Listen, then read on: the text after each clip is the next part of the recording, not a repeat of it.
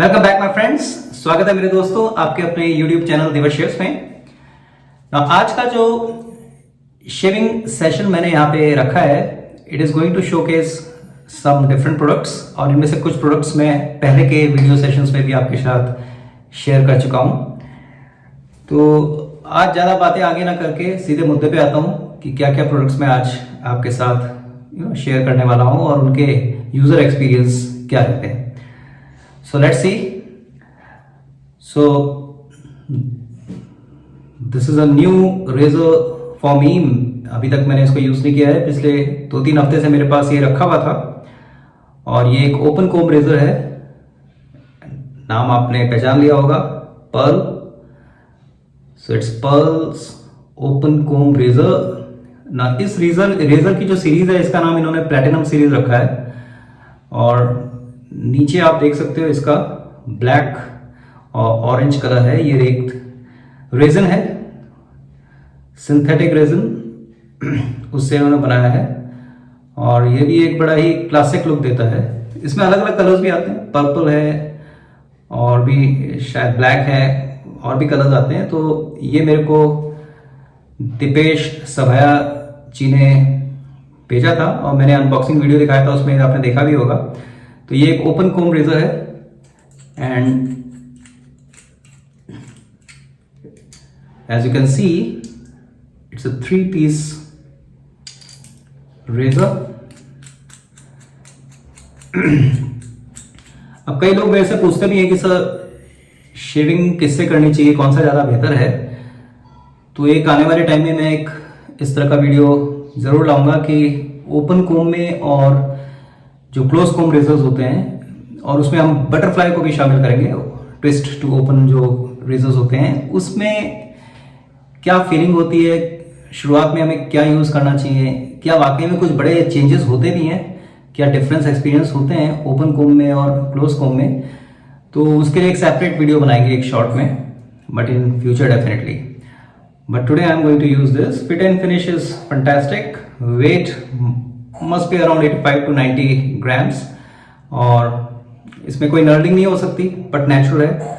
मगर जो इसकी ग्रिप है वो मेरे को अच्छी लग रही है, ठीक ठाक लग रही है। और ऊपर जो है ये फर्स्ट क्लास क्रोम पॉलिश की गई है और नीचे आप यहाँ पे देख सकते हैं हैंडल के नीचे बॉटम में उन्होंने इस तरह का दिया है। इसमें ऐसी लाइंस भी हैं, इफ यू सी इट। तो overall looks are very good, but again looks are fantastic. मेरे को तो ये देखने में अच्छा लग रहा है। अब देखते हैं इसका यूजर एक्सपीरियंस क्या रहता है। इसके साथ आज मैं सुपरमैक्स प्लैटिनम ये ब्लेड यूज करूंगा और ये आज इसका सेकंड यूज होगा। शेविंग क्रीम मैंने अभी 2-3 हफ्ते पहले एक अपना वीडियो पोस्ट किया था, उसमें मैंने XP mud shaving cream use की थी और समहाउ जो लादर उसमें बना था और जिस क्वांटिटी का लादर बना था उससे मैं सेटिस्फाइड नहीं था। मैंने वो अपना कमेंट भी बोला था उस समय, आपको ध्यान होगा। तो मैं कहा था इसको दोबारा यूज करेंगे किसी और ब्रश के साथ। तो आज फिर से मैं इसको यूज करता हूँ। Let's see how is the experience today. क्योंकि ये क्रीम जो है कंपैरेटिवली महंगी है थोड़ी, तो इसको हम ऐसे नहीं कह सकते कि यार ये बेकार है। शायद हमारा तरीका गलत दिया होगा और मुझे लगता है शायद उस समय ब्रश पे मैंने थोड़ी सी ज्यादा क्रीम डाल दी थी। तो let's give it another chance. Brush as usual, ये ब्रश बहुत लोगों को भाया है, इसकी डिमांड भी काफी अच्छी हो गई है। तो ये हजामत का वुडन ब्रश है, सिंथेटिक ब्रिसल्स। इसके बारे में पहले ही आपको हजामत के जो शेविंग प्रोडक्ट्स मैंने यूज किए थे उसके साथ मैं अपना एक्सपीरियंस शेयर कर चुका हूं। तो आज हम इसको यूज करेंगे। और आज मैं संडे है, थोड़ा रिलैक्सिंग मूड में है, तो एक प्री शेव ऑयल, और इसको भी मैं पहले यूज कर चुका हूं कई बार, स्प्रूस शेव क्लब का pre shave oil, argan and tea tree oil. It is fortified with argan and tea tree oil. चलिए फिर देर किस बात की, लेट्स स्टार्ट।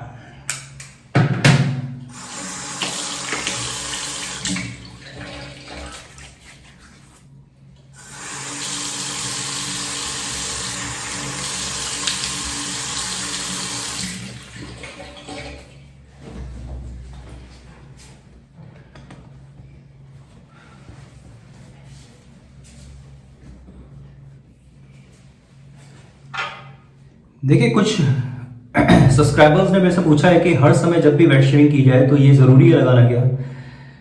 बिल्कुल ज़रूरी नहीं है। और जब आपके पास थोड़ा सा टाइम या लेजर टाइम थोड़ा ज़्यादा हो, और जैसे आज संडे है तो थोड़ा सा एक्स्ट्रा टाइम आप अपने निकाल सकते हैं, तो उस समय ये लगा सकते हैं। मगर मैंने देखा है जब भी मैं इसको अप्लाई करता हूँ तो शेविंग एक्सपीरियंस बहुत ही उम्दा, बहुत बेहतरीन हो जाता है, और रेजर ग्लाइड, रेजर परफॉर्मेंस सब कुछ अच्छा हो जाता है। ब्लेड की लाइफ भी थोड़ी बढ़ती है, एक दो एक्स्ट्रा हमें शेव बाद में मिल जाती है। तो बिल्कुल ज़रूरी नहीं है, अगर आपके पास नहीं है तो डोंट वरी अबाउट इट। आप कोकोनट ऑयल से शुरू कर सकते हो, ओलिव ऑयल से कर सकते हो शुरुआत।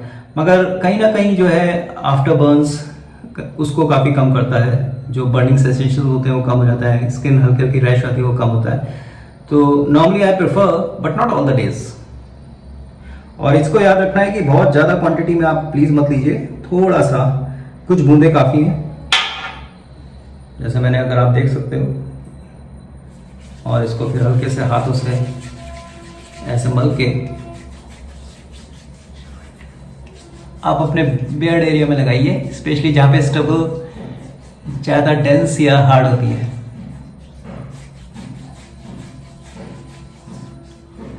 तो एक तरह से ऑयल मसाज हो गई आपके फेस की। बहुत सारी कंपनियां अब प्री शेव ऑयल लेके आती हैं। अगर आपके यहाँ प्री शेव ऑयल नहीं है, एलोवेरा जेल है, वो भी चलेगा। नॉन फोमिंग जेल्स होते हैं, वो भी चल जाता है। बहुत ज़्यादा मत लगाइए, नहीं तो लादा बनाने में दिक्कत आती है।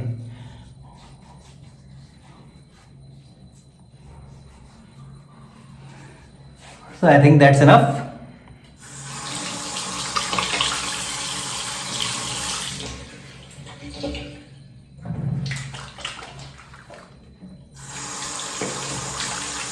अगर आपको लगता है प्री शेव ऑयल के बाद आपके हाथ बहुत ज़्यादा ग्रीजी हो गए हैं तो आप उसको साबुन से साफ कर लीजिए, नहीं तो आपका जो ब्रश है और उसके बाद रेजर है वो फिसल सकता है। तो मैंने अभी साबुन से हाथ साफ कर लिए हैं।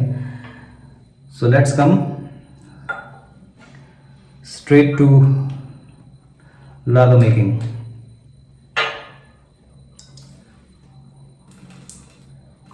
Squeezing out extra water.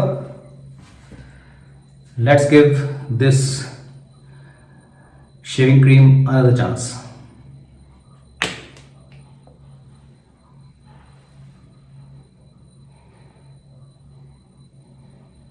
आज मैं ज़्यादा नहीं लूँगा, थोड़ी सी लिए मैंने।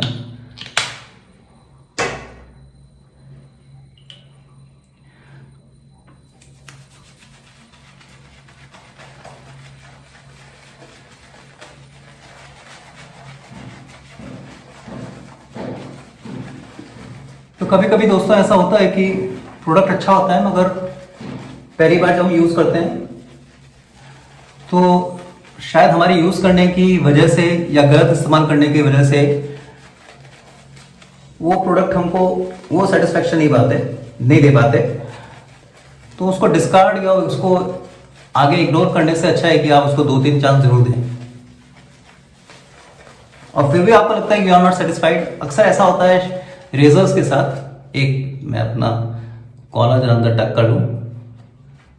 रेजर्स के साथ और ब्लेड के साथ ऐसा ज़्यादा होता है, तो तब आप कह सकते हो कि यू आर नॉट सेटिस्फाइड। मगर 2-3 चांस जरूर देना चाहिए। कभी कभी हमारी गलती भी होती है। लास्ट वीडियो को देख के मैंने जब अपना वीडियो खुद ही देखा तो मेरे को लगा कि मैंने क्रीम थोड़ी ज़्यादा ले ली है।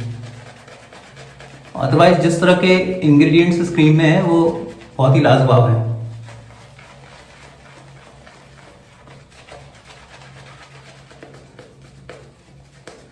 सो आज संडे का दिन है। मैं सुबह उठ गया था, उठते ही पहले कार वॉश की। रात को थोड़ा देर से सोया क्योंकि ट्विटर पे मैंने पढ़ा कि अमिताभ बच्चन जी को और उनके सुपुत्र अभिषेक जी को कोरोना का संक्रमण हो गया है। तो एक चीज तो श्योर है कि जो वायरस है ये कोई भी धर्म, जाति, आपका बैकग्राउंड, इकोनॉमिक स्टेटस नहीं देखता। ये किसी को भी संक्रमित कर सकता है। तो prevention is better than cure. Amitabh ji अभी ब्रांड एम्बेसडर थे इस कैंपेन के, कोविड-19 के अगेंस्ट के कैंपेन पे, और आज उन्हीं को संक्रमण हो गया है।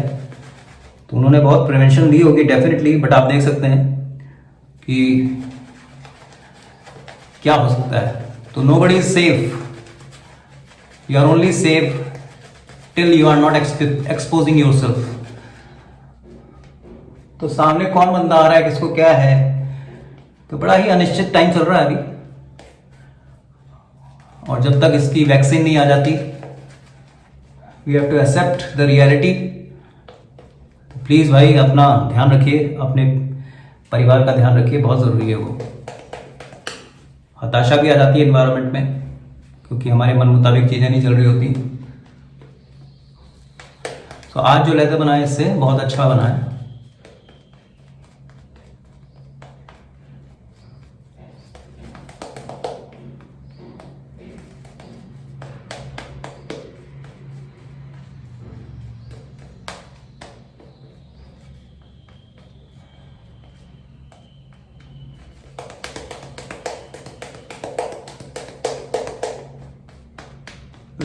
बहुत ही सटल स्मेल है।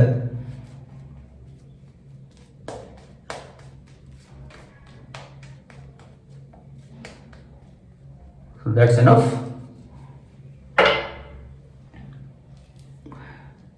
प्री शेव ऑयल लगाते हुए ध्यान रखिए, मैं फिर से बता रहा हूं, बहुत ज्यादा मत लगाइए, नहीं तो ऑयल की जो लेयर होती है वो आपको एक अच्छा लादा क्रिएट करने में प्रॉब्लम हो जाती है। अनलेस अनटिल आप बोल लादा बना रहे हो तब तो बात सही है कि आपने लादा लगा दिया, मगर अगर आपको चेहरे पे ही सीधे सीधे अपना ब्रश के साथ लादा क्रिएट करना है तो प्री शेव ऑयल का बिल्कुल उतना ही इस्तेमाल करें जितना रिक्वायर्ड होता है, बहुत ज़्यादा नहीं।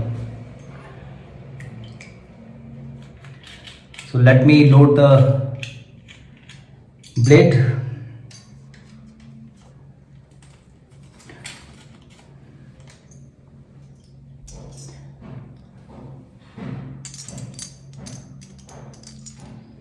मैं ब्लेड फिर से दिखा देता हूँ आपको। Supermax platinum plus.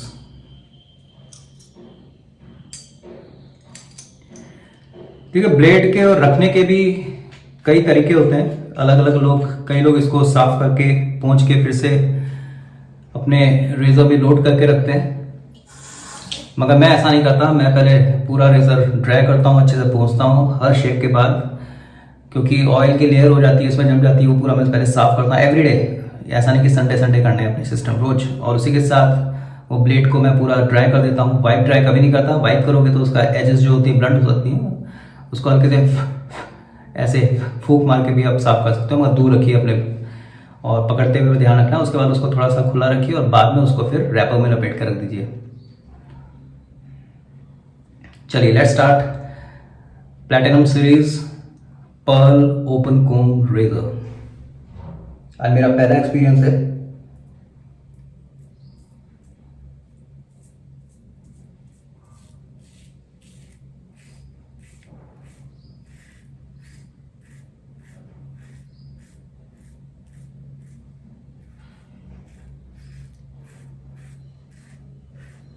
As usual हल्का हाथ,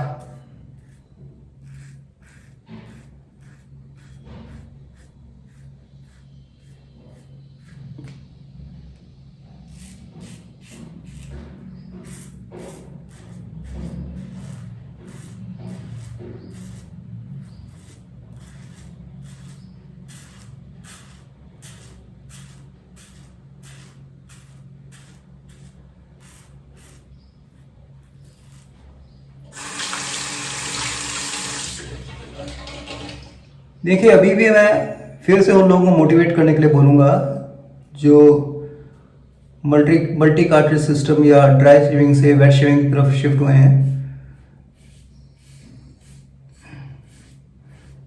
अगर वो काफ़ी लंबे समय से ड्राई शेविंग करते आ रहे थे तो उनको स्विच ओवर करने में थोड़ी दिक्कत हो सकती है। अभी मेरे एक फ्रेंड है, वो नोएडा में रहते हैं, तरुण सिंह नाम है उनका, मेरे कॉलेज के ज़माने के मित्र हैं। और पिछले 10-15 साल से पहले वो फाड़े वाले यही सिस्टम यूज़ करते थे, ऐसा उन्होंने बताया मेरे को फ़ोन पे।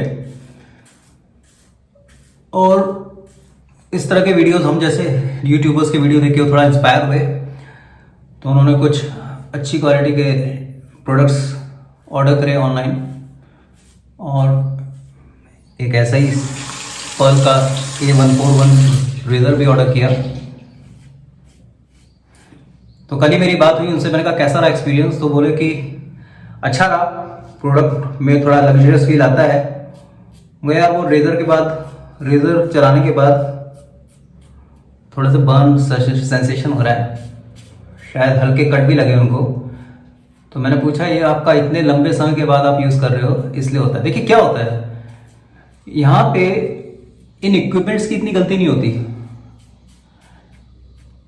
हमारा जो माइंड है वो क्या होता है कि कोई भी चीज़ आप रिपीटेडली करते रहते हो, तो ऑटोमेटिकली वो सब एक हार्डवायर प्रोग्रामिंग हो जाती है माइंड में। हमारा ब्रेन जो है उसमें बिलियंस ऑफ न्यूरॉन्स हैं, वो भी एक मसल की तरह है। जैसे जिम में जाके आप कंटिन्यूस जब आप डंबल्स चलाते रहते हो, एक दिन में ही होता, मगर 1-1.5 महीने बाद आपको यहाँ पे अपनी बाइसेप्स में, नीचे ट्राइसेप्स में हार्डनेस नजर आने लगती है, क्योंकि मसल फाइबर्स वो रोज फ्लेक्स करते हो आप, फिर थोड़ा उनको संडे वनडे का आराम भी देते हो, लैक्टिक एसिड एक्यूमुलेट होता है, उसकी वजह से मसल फाइबर स्ट्रांग होने लगते हैं। और फिर आप वो 5 से शुरू किया, 10 से शुरू किया, 15, 15, 16 पाउंड, और इस तरह से बढ़ा के आपकी एक अच्छी बॉडी पे, ऐसे ही हमारा ब्रेन भी है। अब होता क्या है कि जिन चीज़ों को पास्ट में हम करने के अभ्यस्त हैं, तो एक कंडीशन रिस्पॉन्स आती है, कंडीशन रिफ्लेक्स जिसको बोलते हैं। आप ऑटोमेटिकली आंख बंद करके सोचे बिना वैसे ही करने लगते हो। आप सोचोगे नहीं कि अब मैं अपना वो मल्टी कार्टेज सिस्टम ये लेके अब मैं ऐसा शेप बनाऊंगा, वो सब आपका ऑटोमेटिकली होने लगता है। और ये चीज़ होती है जब आप उन चीज़ों को लर्न कर रखा होता है और आप डी शेविंग की तरफ जाते हो, तो आपको पुरानी चीज़ों को अनलर्न करना पड़ेगा पहले। क्योंकि अब आपकी क्या है, जैसे वो आप ये रेजर पकड़ोगे तो फिर वो क्या है, माइंड को एक मैसेज जाएगा, यार इट्स टू हैवी, वो पुराना वाला बड़ा लाइट था, इट्स टू बल्की। भाई क्या आप लगाओगे, यूँ सब करोगे, यार यूट्यूबर वो दिवस सर तो ये बोल रहे थे, तो ये ऐसा रखना, ऐसा, ये सब चीज़ें नहीं है। तो माइंड जो है उसको एक्सेप्ट नहीं करता है शुरू में, ये एक्सेप्ट करता भी है तो बड़ा ही एक जो है आप लॉजिक बना लेते हो माइंड के अंदर, एक रीजनिंग आपकी आती है कि लेट्स ट्राई, अगर नहीं होगा तो मेरे पास वो सेफ्टी क्वेश्चन तो है ही है पुराने वाले स्टेज में जाने की। तो इस तरह से जब हम कोई नई चीज शुरू करते हैं तो बहुत नेचुरल है, ये पूर्णतः प्राकृतिक है कि आप खुद एक असहज, एक जो है आपको अनकंफर्टेबल लगेगा।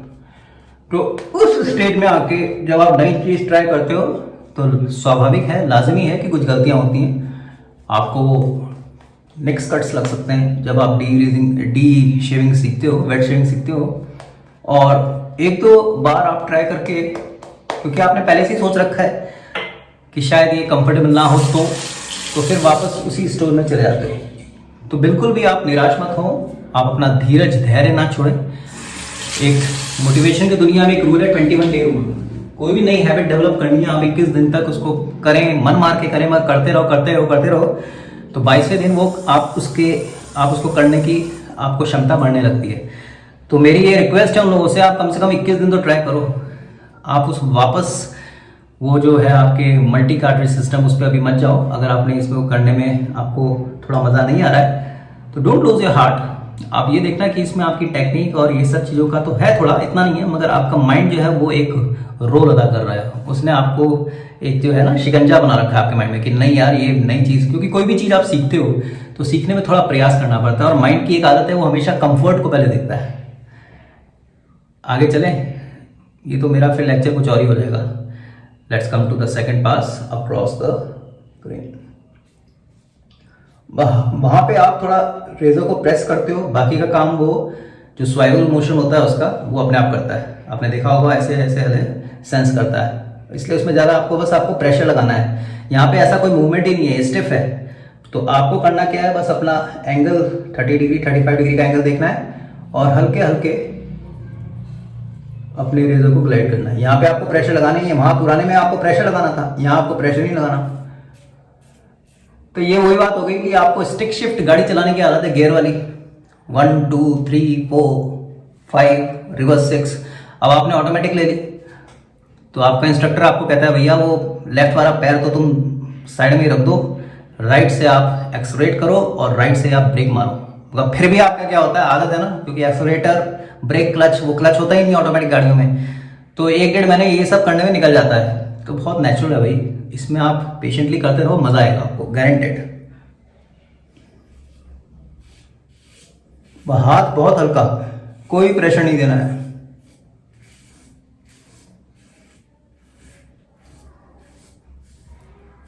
बाकी आपको कोई भी दिक्कत हो तो आप कमेंट बॉक्स में या मेल में आप मेरे को लिख सकते हो, जितना मैं हो सके आपकी हेल्प करूंगा, there is not doubt about that.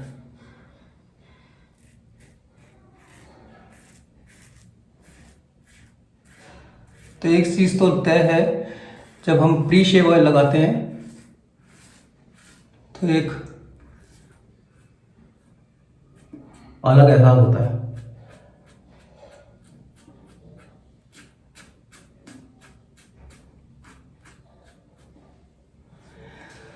बहुत अच्छा।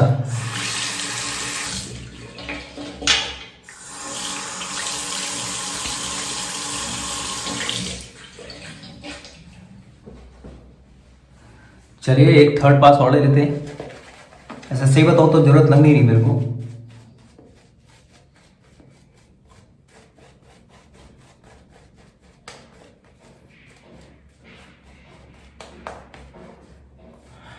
तो एक चीज क्लियर है, इसमें लादर इतना नहीं बना है कि वो थर्ड पास तक रह पाए।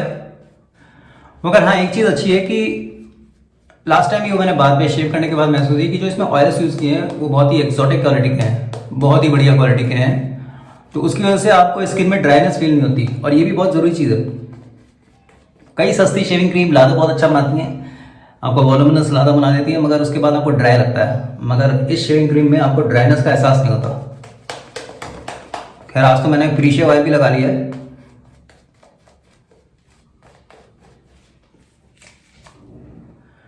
So you can use this, why waste it?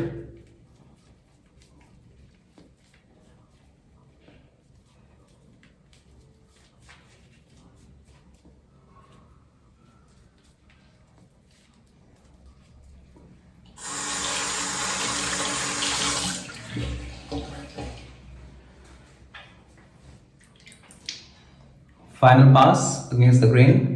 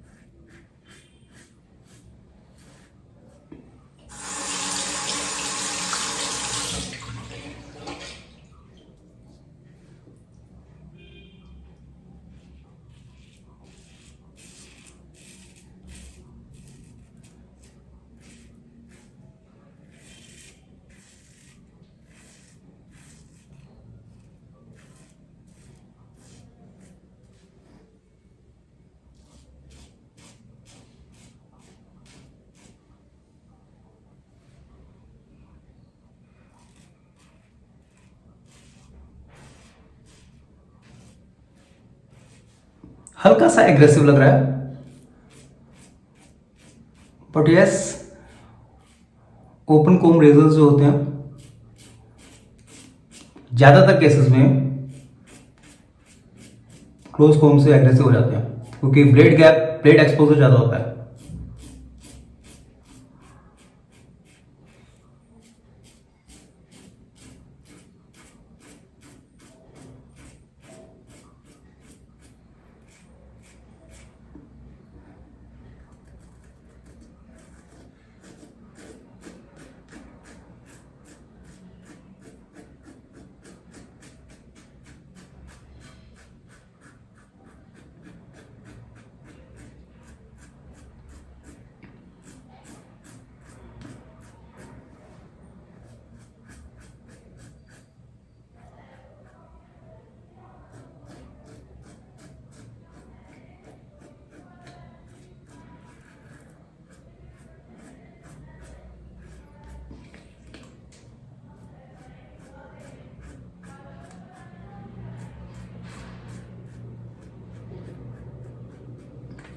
I think that's enough.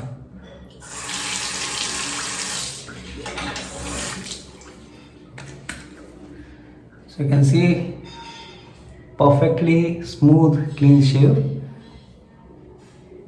no nicks, no cut.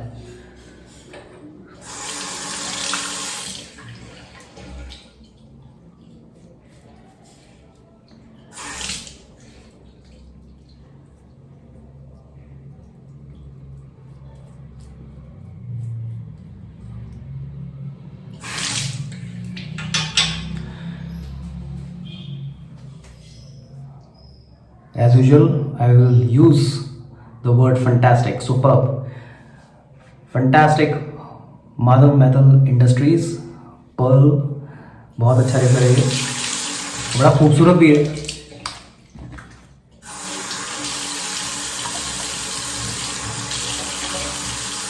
Effortless शेव.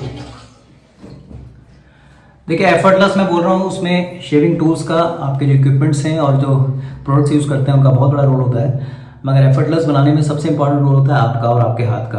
आपका एंगल, ग्लाइड करने का तरीका बहुत हल्का, उसको प्रेस करो ही मत. आप इसको ऐसे दबाना ही नहीं है आपको, बस ये रख देना है और बस नीचे ले जाना है. बाकी वो सब खुद करेगा, क्योंकि जो शेविंग हेड होता है उसका वेट अच्छा खासा होता है. आप उसको बस नीचे स्लाइड करो और वो अपने आप अपना काम करेगा. आपको दबाना नहीं है, क्योंकि जब दबाओगे तो वो और ज़्यादा आपको जो है ब्लेड जो है वो स्किन के यहाँ जाके प्रेस होके आपको इरिटेट करेगा. नहीं तो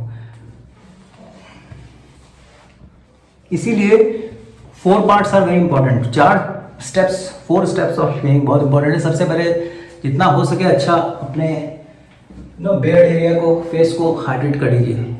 बेहतरीन क्वालिटी का आप फेस वॉश यूज़ करिए और नहाने के बाद आप करिए, तो इससे मॉइस्चराइज रहेगा. जब मॉइस्चराइज रहेगा तो आपका ब्लेड जो है अच्छे से चलेगा और ब्लेड की जो है लाइफ भी 1-2 ज़्यादा आपको यूज़ कर सकते हो, बढ़ जाती है.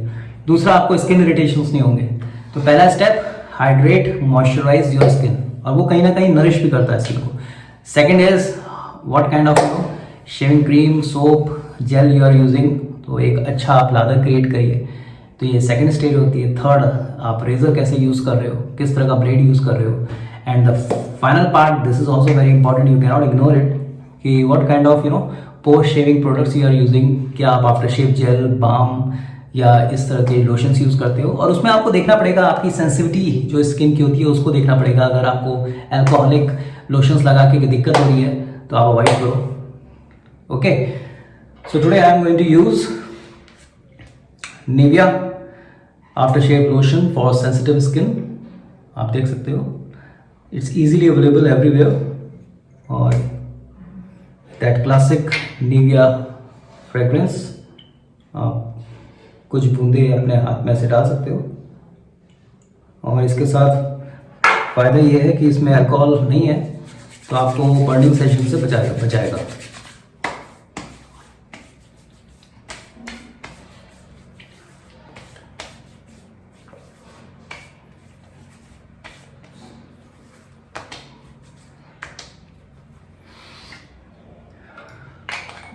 So that's it for today's Sunday shave. आज का जो कार्यक्रम मैंने बहुत सिंपल रखा, very simple products, but focus जो था आज आप ease of use, correct, what are the step and procedure should be followed to get marvellous, fantastic, awesome, superb, fantabulous shave. यही हमको चाहिए, और इसके लिए आपको बहुत पैसे नहीं लगाने. आप सिंपल से सिंपल प्रोडक्ट यूज़ करके भी आप एक बेहतरीन शेव ले सकते हो. सो विद दिस नोट, आज कोई गाना वाना नहीं भाई. आज थोड़ा सा तो मेरे को कल अमिताभ बच्चन जी का सुना, उनके लिए थोड़ा सा मेरे को थोड़ा सा सैड हूँ मैं, मगर ठीक है, वो एक मोमेंटली होता है. उनको एक बहुत बड़े एक जिसे कहते हैं ना कि ही इज़ द आइकन, और एक रोल मॉडल भी हो जाते हैं. उनको मैं रोल मॉडल उनकी एक्टिंग की वजह से कम, और उन्होंने लाइफ में जितना फाइट किया है, बहुत उन्होंने अप्स एंड डाउन्स अपनी लाइफ में देखे हैं. बहुत बुरी तरह से गिरे, फिर उन्होंने रिबाउंड किया, फिर गिरे, फिर बाउंस किया. तो ये मेरे को उनकी एक चीज़ जो है वो बहुत ही बेहतरीन लगती है. तो अमिताभ बच्चन जी के बारे में सिर्फ एक बात बताऊंगा, जो उन्होंने इंदौर में इंडियन इंस्टीट्यूट ऑफ मैनेजमेंट में अपने किसी लेक्चर में उन्होंने बच्चों को इंस्पायर किया था. तो अमिताभ बच्चन जी के बारे में, क्योंकि वो लेजेंड हो चुके हैं, मीडिया ने उनकी केवल सफलताओं को दिखाया है, थोड़ा बहुत हमने सुना भी है उनकी सफलताओं के बारे में। तो उन्होंने ऐसी अपनी लाइफ का एक किस्सा सुनाया था। किस्सा क्या, एक कुछ टाइम का एक्सपीरियंस था कि उन्होंने बॉलीवुड में आने से पहले बहुत स्ट्रगल किया था, और बहुत स्ट्रगल किया था, मगर उन्होंने अपनी विल को नहीं लूज़ किया। तो वो हर स्टूडियो में जाके बैठ जाते थे, उनके गेट के सामने बैठ जाते थे, तब भी उनको रोल नहीं मिलते थे। कोई कहता था आपकी हाइट बहुत अच्छी है, कुछ लोग कहते थे आपकी बैरिटोन जो आपकी वॉइस है वो बहुत भारी है, और उस समय के जो ट्रेंड चल रहे थे एक्टर्स के वो बिल्कुल डिफरेंट टाइप के थे, आप कहीं भी सूट नहीं करते, ऐसा उनको बोलते थे। तो उन्होंने फिर क्या किया, उन्होंने बड़ा हताश हुए। वो पहले किसी बंगाल में कहीं किसी केमिकल में कोई कंपनी में काम करते थे, फिर वो छोटे मोटे अभिनय करने लगे। स्कूल में भी उनको शौक था, फिर मुंबई आ गए। मुंबई में बहुत स्ट्रगल किया और उनको कहीं भी सफलता नहीं मिल रही थी, कहीं भी उनको ब्रेक नहीं मिल रहा था, मगर डेस्टिनी को कुछ और ही मंजूर था। उनका एटीट्यूड भी एक फाइटर का था, मगर फिर वो बाद में थोड़ा निराश भी हुए। ऐसा उन्होंने बताया कि उनको ब्रेक नहीं मिल रहे थे, और उनको क्या कहते हैं, उनका आर्मी में भी सिलेक्शन एसएसबी में हो गया था, ऐसा सुनते हैं। और फिर बाद में उनको रिजेक्ट किया गया कि आपकी हाइट बहुत ज़्यादा है। फिर ऑल इंडिया रेडियो में उनको न्यूज़ रीडर या अनाउंसर की जॉब मिली थी, मगर उनको कहा आपकी आवाज़ भारी है, बताइए। उनकी आवाज़ को कह दिया कि इस लायक नहीं है। बाद में लोग उनकी आवाज़ के ही कायल बन गए। तो इस तरह से जब उन्होंने जद्दोजहद की, और इनके पिता आप जानते ही हो डॉक्टर हरिवंश राय बच्चन, फक्कड़ आदमी थे बिल्कुल, और जो है बिल्कुल पूरी तरह से जो एक कवि थे और बहुत एक फिलोसफिकल व्यक्ति थे। तो अमिताभ जब निराश हुए और मुंबई से कुछ टाइम के लिए फिर वो वापस आ गए अपने फादर के पास, ऐसा उन्होंने बताया है। तो वो अपने फादर से उन्होंने शेयर किया कि फादर अब लगता है मेरे जो मैं करना चाहता हूँ मैं कर नहीं पा रहा हूँ, क्योंकि जो मैं चाहता हूँ वो हो नहीं रहा है, और मैं भी आपकी कोई सेवा नहीं कर पा रहा हूँ। I am struggling a lot, तो गिव मी सम एडवाइस। तो उनके फादर, देखिए ये होता है रोल एक फादर का, जो कम शब्दों में बोल के इंस्पायर कर दे, मगर उसके लिए क्या होता है आपके अंदर वो चीज़ होनी चाहिए। तो उन्होंने अमिताभ को बुलाया, बेटा बैठो मेरे पास, और ऐसा पता नहीं अमिताभ कहते हैं, उन्होंने कहा कि उनके फादर ने बड़े प्यार से उनका सर अपने गोद पे रख के उनको थोड़ा सा ऐसे ऐसे सहलाया, और फिर उनसे पूछा कि तू निराश क्यों होता है, क्यों दुखी होता है। तो उन्होंने कहा कि मैं इतना टाइम से स्ट्रगल कर रहा हूँ। तो उनके फादर ने उनको एक सीख दी कि एक चीज़ हमेशा याद रखना, जब मन की हो तो अच्छा, मतलब जब आपके मन की होने लगे तो अच्छी चीज़ है, और अगर मन की ना हो तो और भी अच्छा, क्योंकि हम उस समय उस पर्टिकुलर मोमेंट पे बहुत जद्दोजहद कर रहे होते हैं, हमारे मन मुताबिक चीज़ें भी नहीं चल रही होती। हाँ, आपकी ईमानदारी चल रही है, पूरी कोशिश करके भी आपको रिजल्ट नहीं मिल रहे होते, तो भगवान ने कोई और डेस्टिनी शायद आपके लिए रखी हो। तो अपना प्रयास मत छोड़ो, बट अपनी स्ट्रेटेजी थोड़ी चेंज करो। वो होता है ना इंसैनिटी रूल, आप अपनी जिंदगी को बदलना चाहते हो, आप सफलतम व्यक्ति बनना चाहते हो, मगर कार्य आपके वही है जो अभी तक आप कर रहे हो, so that is not going to create any change. इसको बोलते हैं इंसैनिटी रूल, मतलब यू आर इनसेन। आप अगर ये सोच रहे हो कि पुरानी चीजों से मैं नई चीजें क्रिएट कर सकता हूँ, क्योंकि वो तो करते जा रहे हो, उससे रिजल्ट मिल नहीं रहे। तो इनके फादर ने कुछ नहीं कहा कि जब मन की हो तो अच्छा, और जब ना हो तो और भी अच्छा। तो ये बात अपने आप में बिल्कुल गांठ बांधने वाली है कि तुम जाओ बेटा, मेरी तुमसे कोई एक्सपेक्टेशन है ही नहीं, तुम मेरे को क्या कमा के मेरे को खिलाओगे, अपना तो कभी से बैलेंस चल रहा है, थोड़ा बहुत आता है, I am so happy, but तेरे को ये जिंदगी एक बारी मिली है तो अपनी मन की कर ले। और फिर वो गए पूरी जद्दोजहद, क्योंकि अगर पेरेंट का ऐसा सपोर्ट मिल जाए तो फंटास्टिक, फिर आपको किसी को प्रूव करने की जरूरत नहीं होती, नॉट इवन भगवान को, क्योंकि भगवान ही हमारे पेरेंट्स हैं। तो फिर वो जो है, मतलब पेरेंट्स ही हमारे भगवान है। और फिर ये इन्होंने अपनी स्ट्रगल शुरू किया, और उनको एक ब्रेक मिला 7 हिंदुस्तानी में, उसमें वो 7 में से एक थे, तो उनका लोग थोड़ा पसंद आया। उसी समय प्रकाश मेहरा जी ने उनको स्पॉट किया और उनको ऑफर दी जंजीर पिक्चर में। तो जंजीर पिक्चर के बाद वो एंग्री यंग मैन बन गए। और देखिए भगवान कितना बड़ा होता है ना, वो कहता है ना, वो लड्डू फूटा वाला ऐड याद है आपको, कैडबरीज का उसमें आता था। तो यही होता है कि कभी कभी हम एक लड्डू की उम्मीद कर रहे होते हैं, भगवान हमको 2-3 लड्डू दे देता है। तो जंजीर में इनको अपनी धर्मपत्नी भी मिली, जया बच्चन, जो उस समय बहुत ही स्टैब्लिश्ड अभिनेत्री थी, इट्स अ फैक्ट। तो वहां से उनका प्रेम शुरू हुआ, और जंजीर के बाद अमिताभ की जो डेस्टिनी बदली कहने की बात ही नहीं है, वो एक लेजेंड और आइकन बन गए आज तक। अभी हाल ही में मैंने उनकी गुलाबो सिताबो देखी अमेजॉन प्राइम में, फैंटास्टिक मूवी, और किस तरह से उन्होंने अपनी एज को एक्सेप्ट करके भी अपना काम करना नहीं छोड़ा। जब मैं सोचता है बहुत काम कर लिया, तो ये लोग मेरे को याद आते हैं, अमिताभ बच्चन जैसे लोग कि जो 78-79 की एज में भी इतना काम करते हैं। तो ये काफ़ी आपको मोटिवेट करने के लिए। तो इस लेजेंड, इस महागुरु और एक जो है शहंशाह, उनको स्वास्थ्य लाभ उनको जल्दी से जल्दी मिले, और उनके सुपुत्र श्री अभिषेक बच्चन जी जो हैं वो भी जल्दी से जल्दी इस कोरोना संक्रमण से निकलें और सभी भारत के जो देशवासी हैं जो संक्रमित हैं उन सबके स्वास्थ्य की मनोकामना मैं वो जल्दी से ठीक हो, यही मेरी मनोकामना है। आप अपना विशेष ध्यान रखें, अपने पेरेंट्स का ध्यान रखें, तो ये बिल्कुल मत भूलिएगा। Be safe, maintain a social distance और अच्छी शेव करते रहिए। बाकी तो लाइफ में यार कुछ नहीं रखा है, खाली हाथ आए थे, खाली हाथ जाना है। लेगेसी छोड़ के जाओ बच्चों के लिए, पैसा धन दौलत मत छोड़ो उनके लिए, मगर एक लेगेसी छोड़ दो जिसपे चल के वो अपने आप उन चीज़ों को अट्रैक्ट कर लेंगे। बहुत लंबा मैंने आज आपको लेक्चर दे दिया। सल्यूट टू यू कि आपने झेल लिया। Hats off to you, bye, love you all.